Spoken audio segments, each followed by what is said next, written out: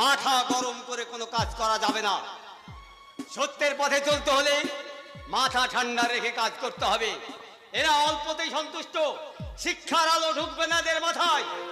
বিবেকানন্দ বলেছেন, জীবে প্রেম করে যেই জন, সেই জন সেবিতে ঈশ্বর।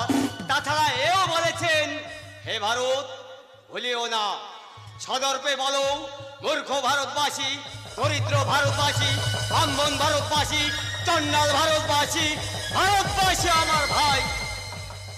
আর কবি নজরুল ইসলাম কি বলেছেন জানেন? মোরা এক বৃন্তে দুটি কুসুম, হিন্দু মুসলমান, মুসলিম তার নয়নমণি, হিন্দু তাহার প্রাণ। তিনি এও লিখে গেছেন, সেদিন দেখিনি উড়েলে কুলি বলে এক বাবু সব তারে ঠেলে দিল নিচে ফেলে, চোখ ফেটে এলো জল, এমন করিয়া কি জগৎ জুড়িয়া মার খাবে দুর্বল। তাই আমি বলছি, তুমি এই সমাজের একজন আদর্শবান পুরুষ হয়ে আজকের এই যুব সমাজকে বুঝিয়ে দাও, সততা